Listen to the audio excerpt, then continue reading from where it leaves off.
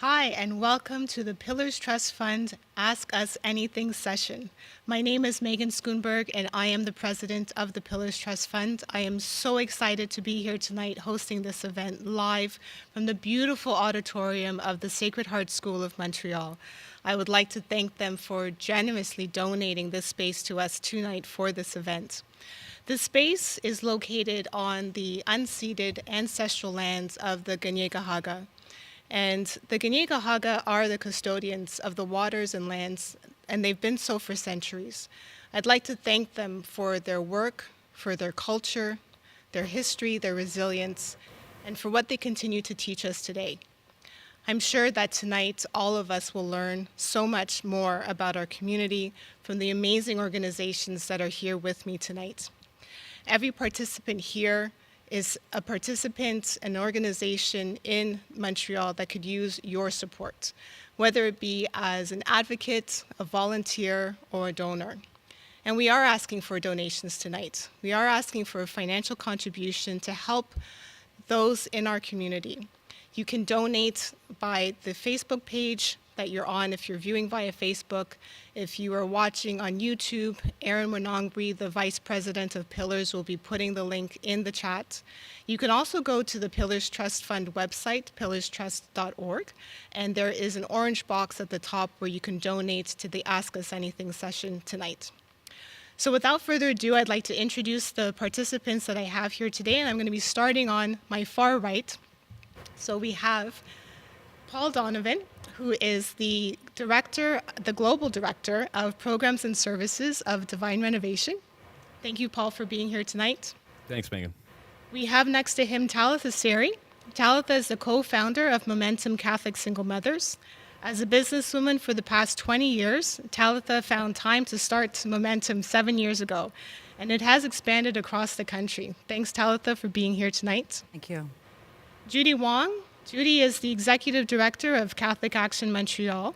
Judy has a rich professional career in the corporate world, and in her free time, she's often was spent serving her local parish and her childhood parish. Her communicating and marketing gifts help her to help those in need, and we are very happy for you to be here with us tonight, Judy. Thank you, Megan.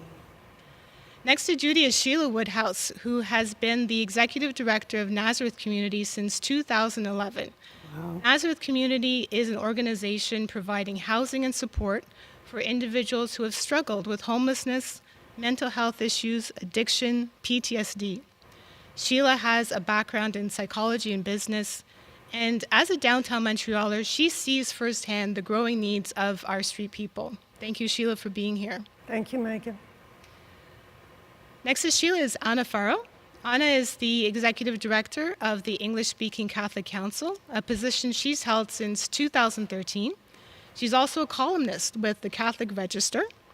And despite being born and raised in San Diego, Anna is an avid fan of the Montreal Canadiens and Canadian football. So we're happy to have you here, Anna. And last but certainly not least, Dina Makoni.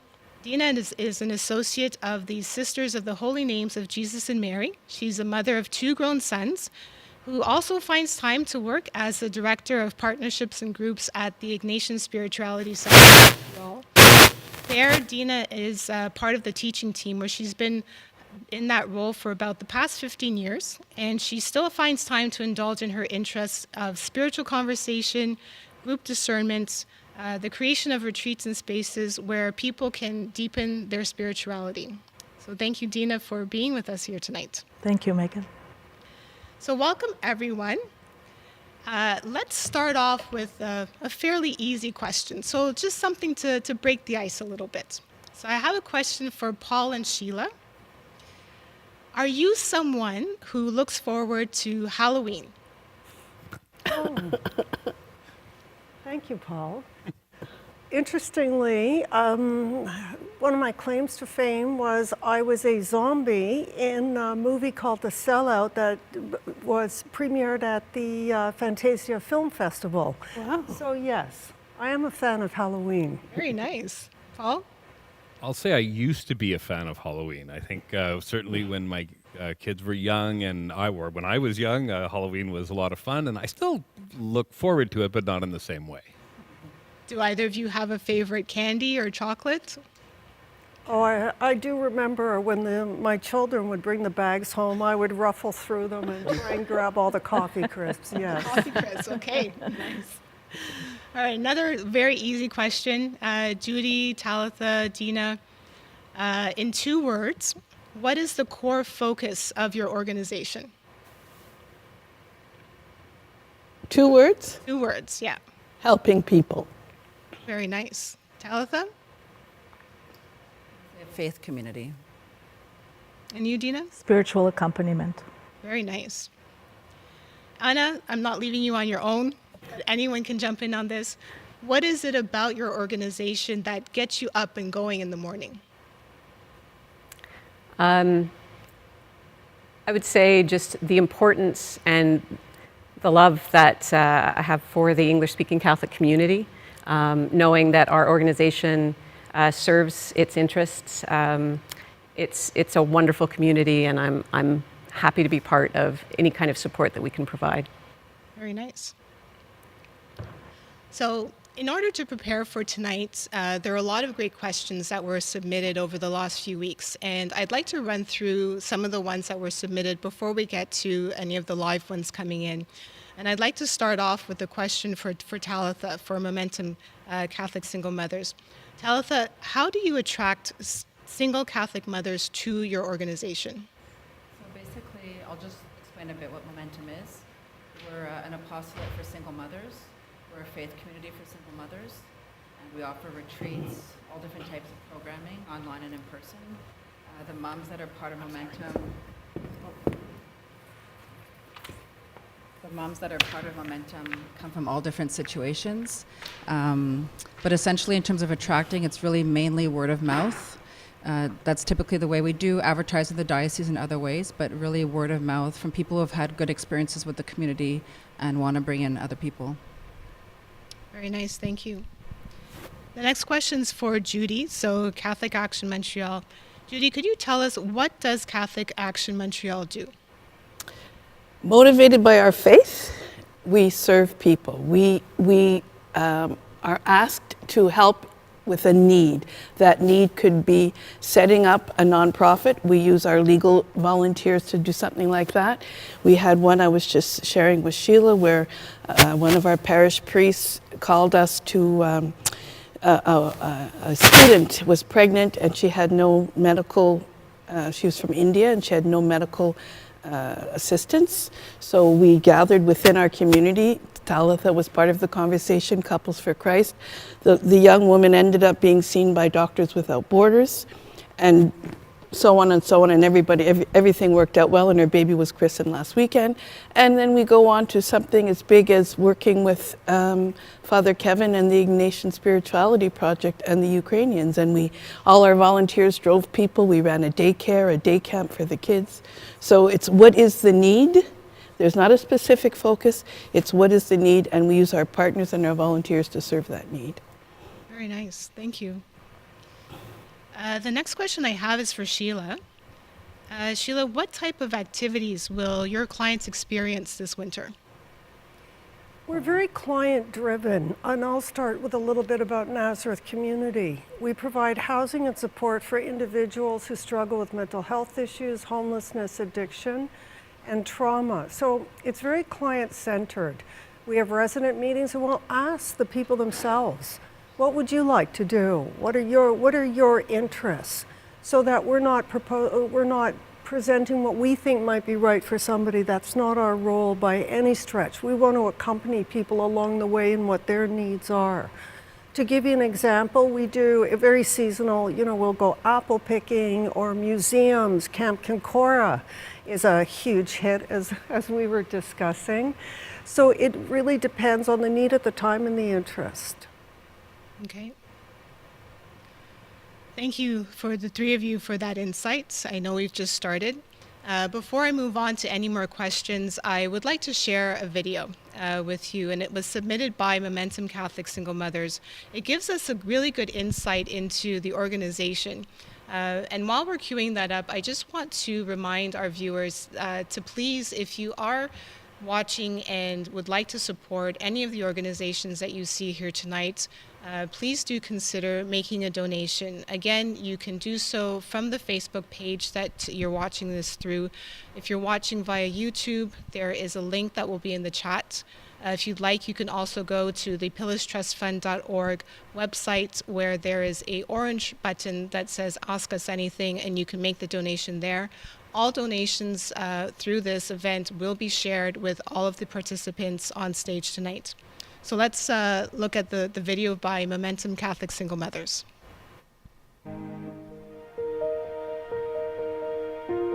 All right, my name is Maria, and I have 3 children. Hi, my name is Gerald May. I'm a Filipina. I came here in Montreal 2016 alone. Hi, my name is Rose Darwin. I was married for 30 years when my husband left me, and I at that time was very lucky to connect with a Single Mothers Retreat, which was just beginning. It made me feel again that I have a family, and it also made me realize that I'm not alone. Knowing that I'm not alone has been super helpful, talking with and sharing our stories together with other women. Another thing that's really helped me is the themes. The Woman at the Well and Mary Magdalene were very inspiring to me too, as far as just knowing that Jesus has a heart for women. The only thing I want to really impress upon the community that this is a wound that I never could have imagined, and I consider it like I think of how we're called to take care of the widows and the poor. This is a widow, but laced with rejection. So I'd say on the part of the church to embrace without judgment and to extend yourself.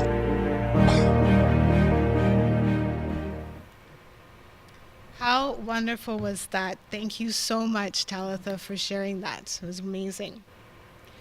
I think we'll continue with Divine Renovation. So we have a question for Paul. Paul, Divine Renovation, from what we understand, you aim to equip parishes to move from maintenance to mission. Could you tell us how Montreal parishes have benefited from a coach as part of the Divine Renovation program? So Divine Renovation works on a number of levels, and the first one is, of course, just inspiring people. That I think the whole idea of understanding that our church is beautiful, and the same Holy Spirit that was there at the beginning of the church, that commissioned and sent out with all of the apostles, is still the same Holy Spirit that's active in the church today. So what we do with priests and with parishes and their teams is help them to understand what it is they're being called to do in their local context to be able to unleash that spirit on in the parish. And so with coaching, we work with the priest and his team, usually composed of a number of lay people, and help them by applying some of the principles that we've learned from the trenches of seeing renewal happen in different parishes. And so we help them to apply those principles in their parishes. Very nice, thank you. Next question we had is for the English-speaking Catholic Council. So Anna, Anna, the English-speaking Catholic Council is a voice for English-speaking Catholics through hosting of events, conducting research, advocacy, and helping newcomers. Could you give us some insights on what advocacy files you have coming up for 2023? So there's ongoing files dealing with language legislation, but perhaps one of the most pressing and in some ways concerning for our community legislation that's currently at the provincial level has to do with an extension of the MAID, the Medical Aid in Dying, and really to the heart of our Catholic concerns and values to consent and to conscience rights. So this extension, it's Bill 38, which is currently in hearings, will be removing the current conscience rights for hospice that is currently in place in Quebec. So what was originally part of the provision in 2015 that hospices could opt out. That will be removed in this new bill. And even more concerning is because this conversation of extending MAID legislation is happening at both the federal level and the provincial level. And just recently in hearings, the doctor from the Quebec Physicians is recommending that MAID be extended to infants under a year. So these are all very, issues that really are to the heart of our faith. So absolutely the English-speaking Catholic Council is going to be very much on the front lines of this and making sure that we're pressing back and really articulating the position of our community on these important issues. Okay. I had no idea about that bill, so thank you very much for bringing that to our attention. Dina, the next question I have is for the Ignatian Spirituality Center. You had a big year this year with the move to a new location. Could you explain how the move changed or perhaps will change the provision of services? Well, thank you. I'd be happy to. First of all, I'd like to say that what preceded the move was the coming together of two complementary Jesuit apostolates. The first one was the Ignatian Spirituality Center that mainly served the Anglophone population of Montreal. And the other one was the Villa Saint-Martin, who was the retreat house. We were the formation house. And now we've put them together in one apostolate under the name of the Ignatian Spirituality Center of Montreal. And it's really exciting because we have more spiritual directors, we were able to have a little bit more staff, and we can better do outreach. At the same time, we moved. So we have a new spirituality center for the formation house, and we also have a new retreat center. We bought the former Hermitage Sainte-Croix. It's a much bigger place, and we're going to be doing renovations there. And all I can say is that I was there this past weekend. It is absolutely beautiful. We'll be able to have many groups there, and I'm really excited for the future. Very nice. Thank you. So far we have heard a little bit from each of the participants here tonight, and I am very grateful to learn of the information you shared thus far. I'd like to just say to please consider supporting your community by supporting the participants that are here tonight. Again, you can do so via Facebook. If you're watching via Facebook, there's a link there. If you're watching via YouTube, the link is in the chat. And you can also go to the pillarstrust.org website where there's an orange box, Ask Us Anything. All donations tonight will be shared equally amongst all of the participants, and I know they are very grateful for your contribution, so thank you very much. Let's head back to a few more questions that we received not too long ago. And this one again goes to Talitha from Momentum Catholic Single Mothers. Talitha, what material changes regarding isolation for single mothers did you observe during the pandemic which may be carried forward into 2023? In terms of changes we saw at Momentum, just like any other organization, we had to move a lot of our stuff, pretty much everything online. But it was actually an opportunity to offer more services. So instead of monthly in-person meetings, we were able to offer weekly meetings online. Instead of one in-person retreat, we were able to offer many retreats throughout the year online. So I think it really allowed our community to actually expand. Women from across the country started joining in online. So it was really a very fruitful time for the community to just connect from across the country, and we've maintained a lot of those online services in addition to now in-person ones. Very nice. So more Zoom is happening. Okay. Our next question is for Catholic Action. Just carrying forward again with a little bit of thoughts for the future, what are the two main things Catholic Action needs for 2023?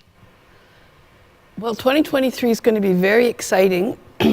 Our first 5 years, we had to get known in the community, and we have literally partnered with everybody on this Panel Plus, so we're pretty well known. We've created a pretty exciting strategic plan. So 2023, we will be implementing that plan, and we'll be calling on our community. What are the things we need? We need dedicated members and volunteers to sit on our committees and help us strengthen the work that we do to serve the larger community. So volunteers, time and talent. Yeah. Volunteers, time and talent. Okay. Any particular kind of talent? We accept all. We have lawyers, we have accountants, we have bakers. We have when the pandemic first hit, we had volunteers sewing masks for the isolated seniors. We had 500 masks sewn. So what is your gift? Let me tell you, we'll put it to use. Very nice. I love that. All right. Next question is for Sheila. Sheila, when you hear on the news or perhaps anywhere else groups demanding social housing, what does this mean from the Nazareth community perspective? It's essentially what we do, but it's housing with support. For people that struggle with living on the streets or mental health issues, housing without support does not work. So with the programs that we're using in other organizations as well, we can help people, and it really depends, because to be very frank, we have people who come in with only the clothes on their backs. So sometimes the support starts with just providing a hot shower. And then it can go all the way to a next step program where somebody can become semi-autonomous and move to more autonomous housing. The needs are very much there on our streets right now. Okay. I think those are very powerful thoughts. And just lighten it up a little bit with a question for the group. So I know everybody's usually very busy, so we all have a busy schedule, and I thank you for making the time to be here tonight. Nonprofits, charitable organizations, you have limited resources. Judy's just made an appeal for volunteers. If you had one wish granted, would you wish for money, time, or volunteers?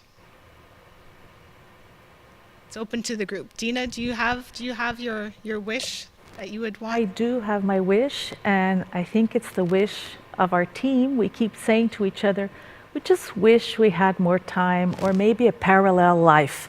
You know, like another Dina, another Father Kevin, another Mark, another Lynn, another Sister Catherine, because we absolutely love this mission, and we would love to be able to do all of the work that comes to us and to respond as it comes. Of course, we're on God's time, so we do that, but it would be time for me. Time? Okay. Anna, what would yours be? I mean, that's a hard one. Can I have all three? Can I? Just one. But in terms of, in terms of the council's work, a lot of it is engagement with legislation, public policy, and that sort of thing.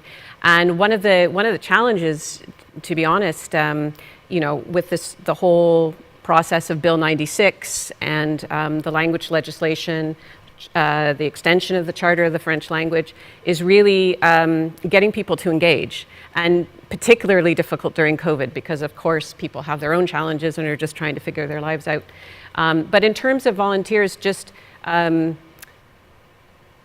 I could make a little wish that people would pay more attention to what's, even with, the MAID legislation.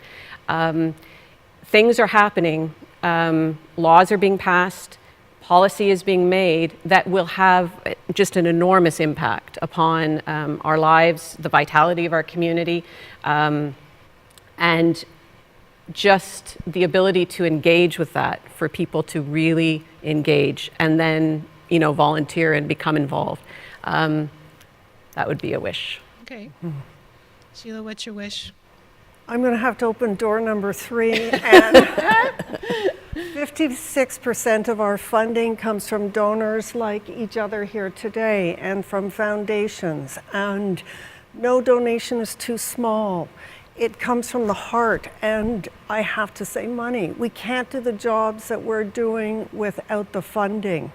We can't continue to open residences. We have residents who have an income of $650 for the entire month to cover every single need. We have to augment that, and we can only do it with, and have a good, strong team with money. Okay. Judy, are you still sticking to volunteers? Yes, ma'am, but very specific. Very specific, yeah. So people think, oh, volunteer, and you think, oh God, like, what does it mean? It means very, very little in the big, big picture. You have a gift. I'm talking to everybody who's watching us. You have a gift. Please share it. Share it with anybody here on this panel. We all need some volunteers. Even if you think, you know, we have volunteers that are artists, and they do our posters for us. And we have people that do sleeping bag fundraisers for the homeless. We have such a variety of need of volunteers. So no gift will go unnoticed. Sign up today.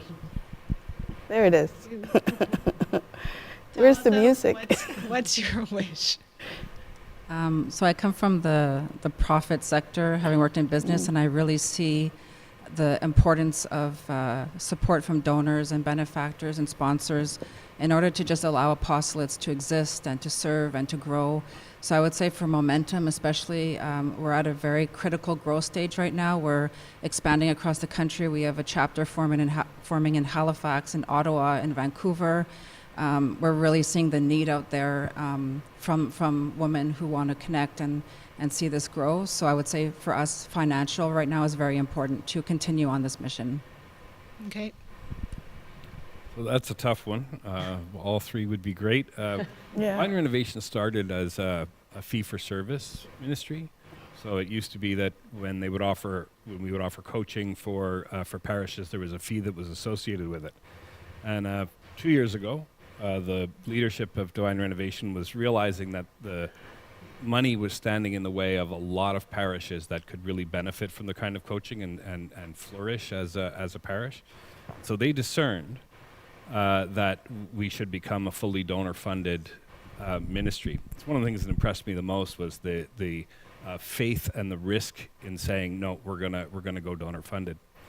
And but there was no absolute plan in terms of how that funding would take place. Now we've been very fortunate in the donors that have come forward, and because of that, the demand has been enormous.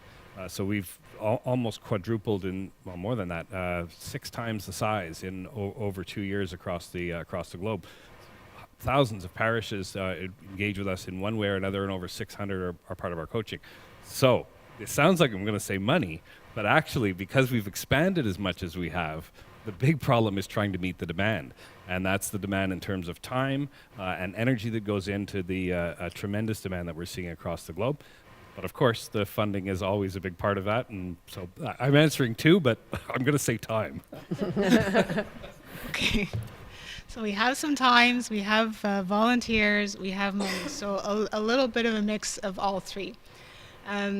Before we move on to any more questions, we have another short video that we would like to share with you, and it was put together by Catholic Action. So thank you, Judy, for bringing this video.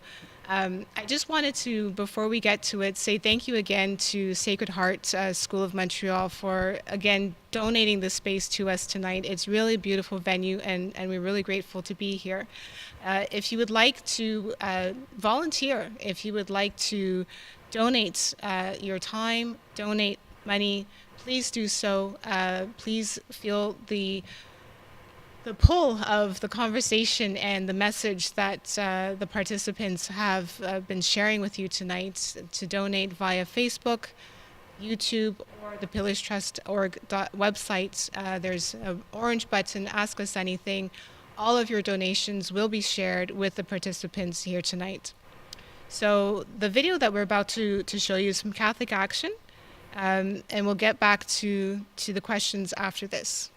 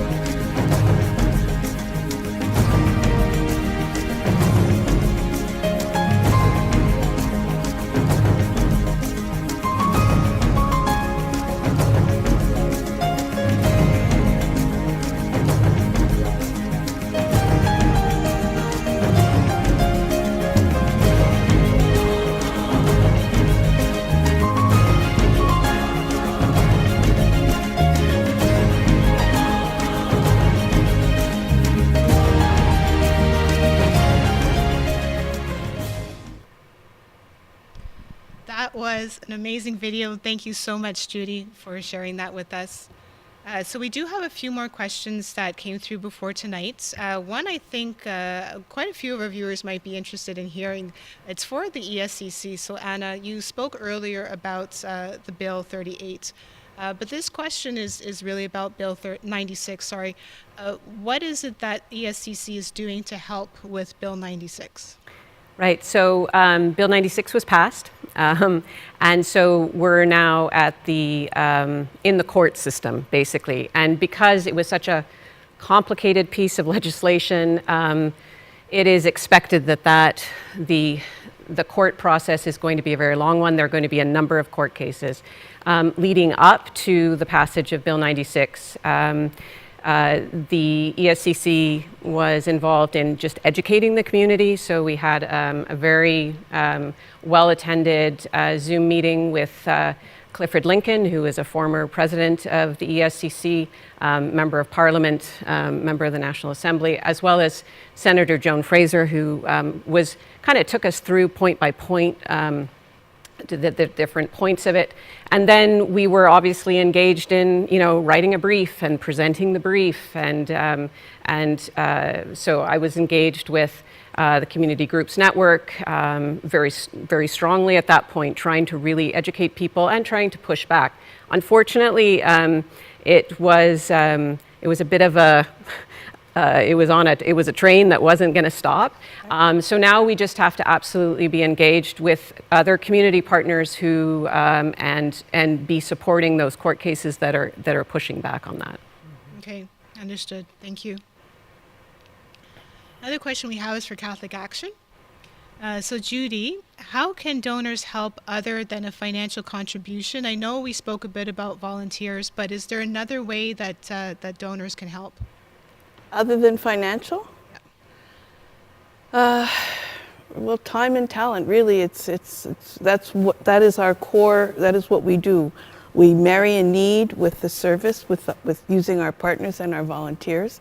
So, I had chosen volunteers as my first funding. We are like Divine Renovation in that we're donor funded. We are not like Divine Renovation in how much donor funding we get.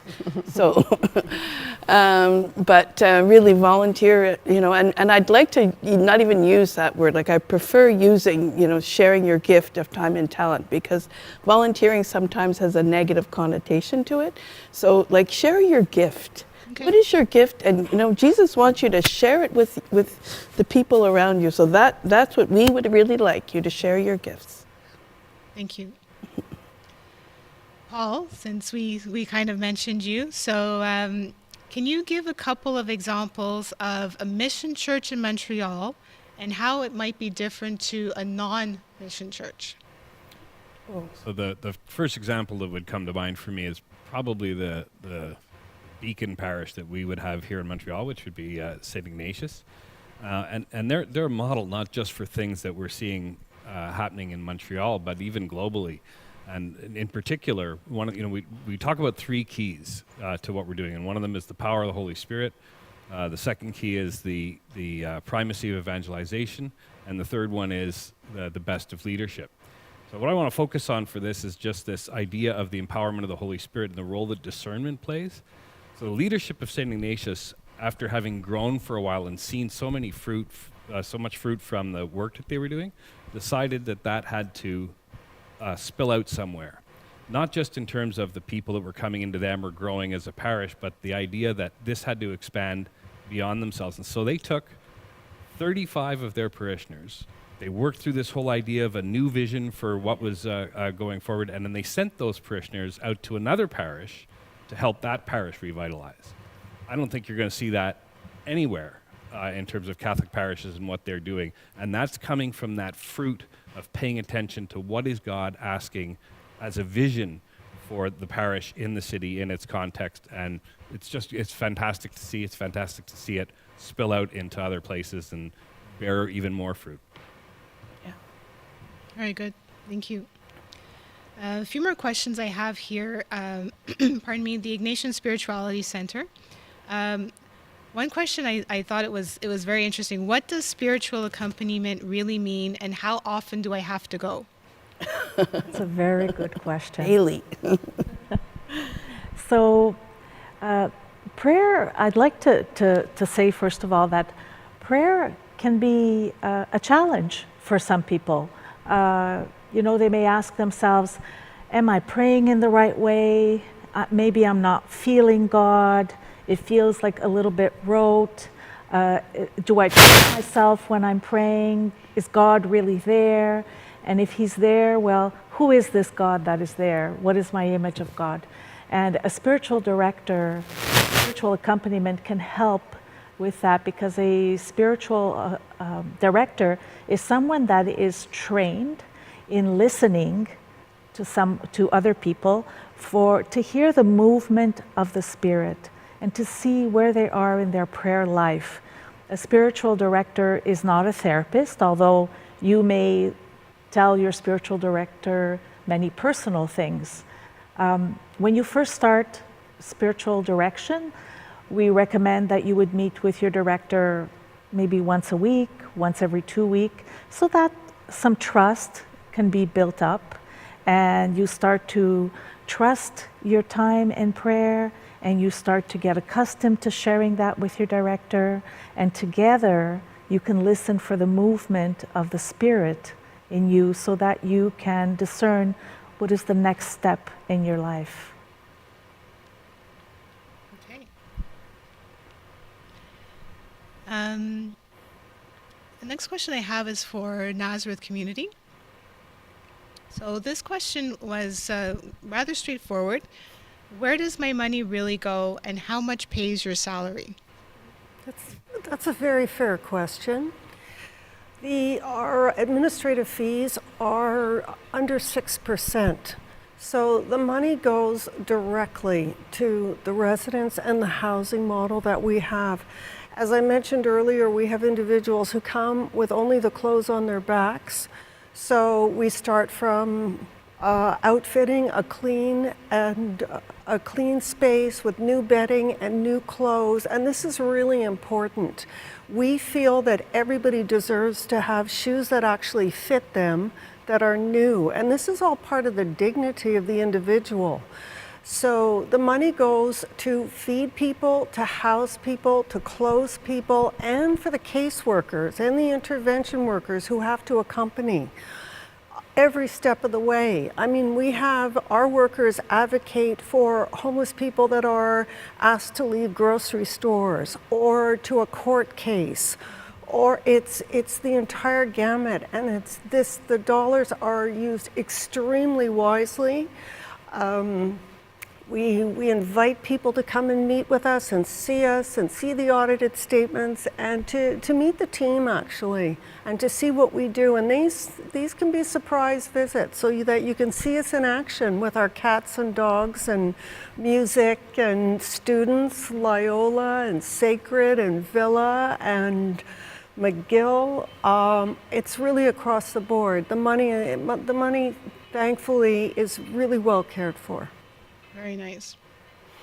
I have been there, and I enjoyed the dogs, so that was good. Okay, the next question I have is for Catholic Action. Why should donors trust your organization? Why should they not trust us? They should trust us because of the work we do. If you go to our website and our social media, you see testimony to the good work that we do. We've partnered with Momentum on a few projects, Nazareth House, taking them to, using our volunteer bus drivers and our bus, taking them on trips, breaking isolation for the English-speaking seniors. The work we do is very telling. I don't see why there would be a trust issue. You could call me anytime. You could email us. Our board of directors is also open to any contact, and they're all listed on our website. So I think you should trust us because we're doing the Lord's work, and He'd be really ticked off if we did something wrong.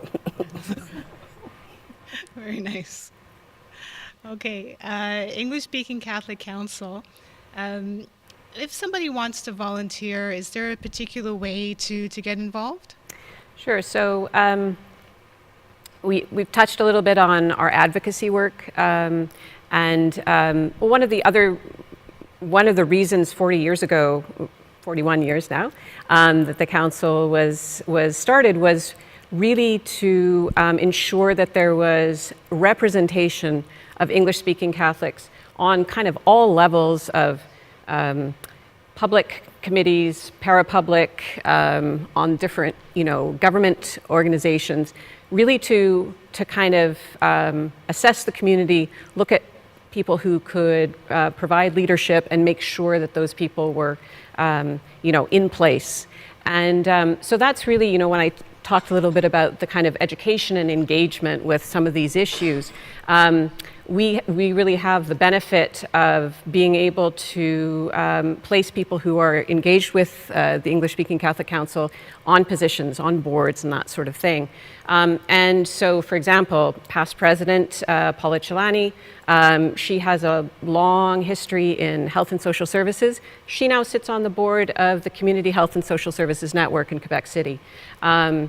Our current president, Brian Vidal, who is a lawyer, he serves on the Quebec Community Groups Network for their Access to Justice committee. So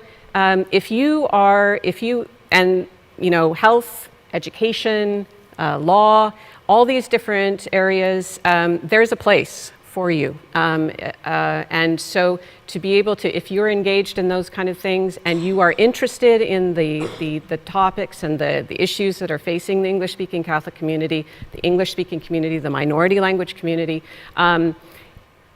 serving on our board, or also just coming forward and saying, look, I have this interest, I have these skills. Is there a place, on these kind of committees and boards where you think I could have a role, and we'll find a place for you. Okay, that's really great to know. Thank you. So I have another question for the group, so it's open to anybody. Is there a major activity or event coming up which might be still in the works that you would like the viewers to know, something which you probably don't yet have in your newsletter or it's not yet on your website? Is there anything that's coming up?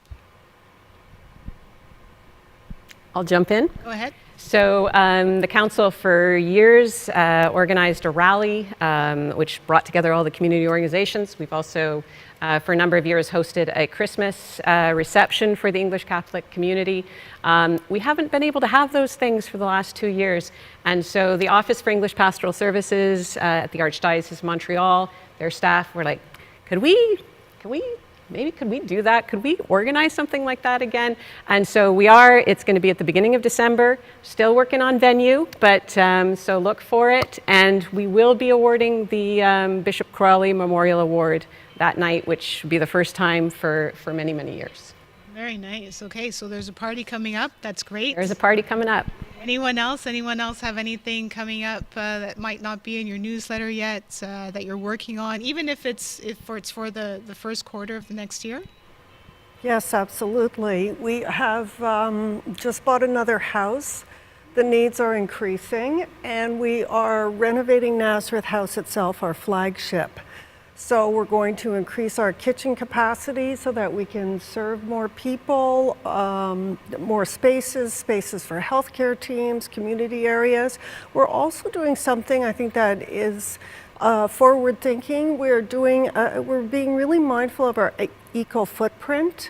So we're going to be reducing by 35% the energy that we're using at this point. So this is a huge project, and we look forward to opening our doors, inviting everybody.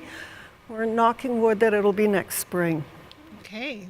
Wow. I'm going to be following that. The energy reduction one is very interesting to me. So congratulations on taking that step. Again, another question for the group. What is the most important message that you think you would like the viewers to know today? How about we start a little further down? Paul, do you have a message? So, Divine Renovation is all about church renewal, and it's about finding those principles to reignite the spirit that is there and has always been there in the church. And so I think if there was one message in all of this, is that despite what we look at and what we see and the challenges that are facing our church is that there is great hope. Great hope in our priests, great hope in the parishes that are there, and despite the challenges, to keep believing in that and keep praying for our priests and for the parishes that are around. I would say just in terms of the importance of supporting single mothers, I think it's something that we've struggled with for a long time as a society, and often solutions would involve separating the mother from child or separating mother and child from society. So I think it's a woman, it's a family, a broken family, it's children. The women that are part of Momentum are really longing for a community, and they make up quite a big proportion of society. Almost 1 in 5 families in Montreal are led by a single mother. Also, just on the topic of being pro-life as a community, a lot of our referrals come from the Sisters of Life. So we really feel that it's important to support women, after they've made that decision as well. That's the main thing I would want to convey. Thank you. Judy, do you have a message? Yeah, as everybody here, we all need everybody's help. We are a community. I'd like to talk a little bit about the Ignatian Spirituality Center, Ukrainian newcomer project that Catholic Action was invited to participate and lead a portion of, with Father Kevin Kelly and the Ministry of Immigration and the Red Cross. And just to tug at a few heartstrings, imagine little children, 4 or 5 years old, that have not been able to play because they're coming from Ukraine. And they come to the center and they're shy, they're frightened, it's a different language. So we went through the Diocesan Camping Association and created a day camp, in the summer. We had kids from Loyola, we had Jesuits, we had people from Jesuit refugee services, but we actually had novice Jesuits as well. And we ran a day camp. We took kids to a pool in the summer. How novice is that? How novel, and the parents were so grateful because their kids were cared for while they were out trying to find a job, trying to find housing. So that's the kind of work that we do. And then simultaneously, our bus will take single mothers to camp. We'll take the homeless to camp. We'll take isolated seniors from their door to a shopping mall, because if we don't go and get them, they can't get out. So there's so much good work, but it takes a village, is what they say, and it does. So please, for all of us, consider donating time, talent, and treasure. Thank you. Yes. I'll have to say 1 in 4. 1 in 4 people have a mental health issue. Nobody chooses to be homeless. Nobody chooses to have schizophrenia. There is no us and them. And I can say we have learned so much from the people that we work with.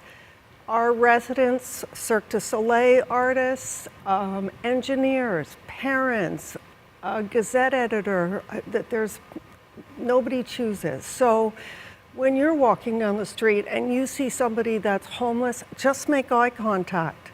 That might be the only eye contact that person has the entire day. Social isolation is crippling, and our mission at all times is to respect and give dignity to people that are very vulnerable but have incredible courage. Thank you for that message. Anna, do you have a message for the viewers? So, when the council was founded over 40 years ago, it was really founded in concern for what was happening for the English community. And I know that if you look back, sometimes feels like it's just been a series of losses. And I think, for those warriors and those, really people who have been very engaged, I mentioned Clifford Lincoln, I think, there might be a tendency towards a kind of sense of disappointment and just a concern. And I would just encourage people, it's been a real blessing to be on this stage and to listen to all of the stories. Don't disengage. Don't disengage. This community is very strong, is exemplified here. And don't disengage from these issues, and stay strong. Okay. Dina, famous last words? Yes. First of all, I really would like to thank Catholic Action for helping us with the Ukrainian project. You really helped to make of the Villa Retreat House a home for the refugees. And regarding the Ignatian Spirituality Center of Montreal, what we have seen in the past year is that COVID and the war and people who are going also mental health challenges that increased during COVID have really brought people to look for spaces of interiority, places where they can pray, where they can learn how to pray. We have seen young adults coming more to the center, senior citizens, people with mental health challenges, people who just want to deepen their relationship with God, and also people who maybe are not yet ready to approach traditional religious practice, and they maybe feel a little bit more comfortable coming to a retreat. So God is calling. People are in need of connection. And if you remember the first time that you were listened to, you will remember how that felt. And that is something that we try to do at the Ignatian Center. And we need your help to do it. We all need your help. Excellent. I do have just one more question before we wrap up. Your goals this year coming up, is there something that makes your goal more important than anything else that you're doing? What is your main focus that you're trying to do in the year coming up, and why is it important? Anybody? Well, I'll give people time to think. Right. Our goal is just simply to help. I know I sound like a broken record, but the need, we don't know yet what tomorrow's need is. Is it a single mother that doesn't have funds to have a baby? Is it an isolated senior that needs to get to a doctor's appointment? Or is it a whole Ukrainian population coming to our city looking for help? We don't know what tomorrow will bring, but whatever the need is will be our priority. And I want to take a minute to thank Pillars, because you've done an awesome job, Missy. Thank you. I would say for us, it's an important year for us just because we are growing fast. And so our goals this year are really about laying a solid foundation. And we're creating a discipleship program tailored for single mothers. We're really focused on accompanying the new locations, the new chapters that are starting across the country. So it's really focused on just positioning ourselves in a solid way, laying a strong foundation so that as we grow, we feel we will start growing even faster, that we're ready for that. So that's our main focus this year. Okay, very nice. So, I mean, we have an overall goal of 35,000 parishes becoming missional globally. And it's so amazing to see what happens to parishes when they begin to engage in their mission of forming disciples. And what I would love to see in terms of Montreal has been my home and my passion all of my life. And to see churches coming alive in Montreal, that gets me going. And to see the fruit of what we're seeing right now with the parishes that are engaging, that's fantastic. So I have a goal of doubling the number of parishes that we have here engaging with us over the next year. I'll step in at this moment. The goal of Nazareth Community this year is to, as well as the renovations, is to help as many people as we can and to raise awareness, always to raise awareness, whether to let people know that there's a gender bias, that there's more people struggling with poverty, food insecurity, inflation, trans issues. We're welcoming as many people as we can, and our goal is always just to have everybody safe, that volunteers, staff, our board, everybody safe. We actually were open the entire time through COVID every day because the need is there every day, 24/7. So events like this are extremely helpful because it's part of our mission to raise the awareness. Thank you. Thank you. So one of the important roles that the council has played is community animation through public lectures and workshops. And I know that when when Pillars and ESCC collaborated on the workshops for seniors in the parishes, you know, one of the delightful things to hear was, because we did it last fall, it was a year ago, we had that little brief window and people were in person and they were like, this is the first time I've been in the church, you know, or this is the first time I've done in person. And I think there's really a hunger and an appetite for these in-person events when people are getting back together. So we definitely will be focused on hosting events, not just the one in December, but moving forward on that. Very good. Thank you. So for us, well, we also have a renovation coming up at the new Villa Saint-Martin. We want to put bathrooms in all of the rooms, and we want to meet the need, the very high demand for spiritual accompaniment, the need for formation, and we want to do more outreach so that we can be more known for those people who feel that that something is calling and they want to sort of respond to that and they don't know exactly where to go.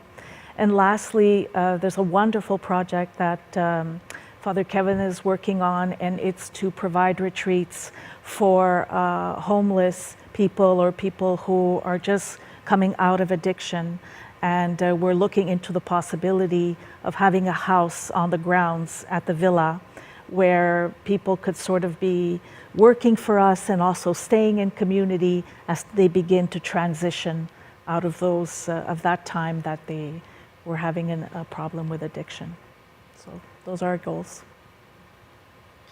Those are 6 fabulous, heartwarming, wonderful goals. I'm so very happy to have heard them, to hear the stories, to hear your feeling and your sentiment, and I thank you all for sharing. We're just about out of time. So in closing tonight, I first of all cannot say thank you enough to the Sacred Heart School of Montreal, again, for the space tonight. It's beautiful. Thank you to Web Diffusion. Web Diffusion is the broadcaster tonight. They've worked with us to broadcast the Ask Us Anything event. They've been very helpful and professional, and I do recommend them as well. I'd like to thank each of our panelists, our participants, Paul, Talitha, Judy, Sheila, Anna, and Dina. Thank you for spending the time with me tonight, for sharing your stories, for telling us about Coffee Crisp and all the wonderful things that you've been doing. Thank you so much. I'd like to thank Aaron Winongri, the Vice President of Pillars Trust, who has been my partner in crime, keeping me on time with the questions tonight as well. Mm-hmm. If you have not already done so, please, now is the time to make a donation to support your community, to support the 6 organizations that are here tonight and the work that they do. You can do so by the link in the Facebook page. You can donate if you're watching via YouTube. The link is in the chat. And you can go to the pillarstrust.org website, the orange box, Ask Us Anything. All of your donations will be shared with everybody here tonight. So thank you again, and I wish you a good night.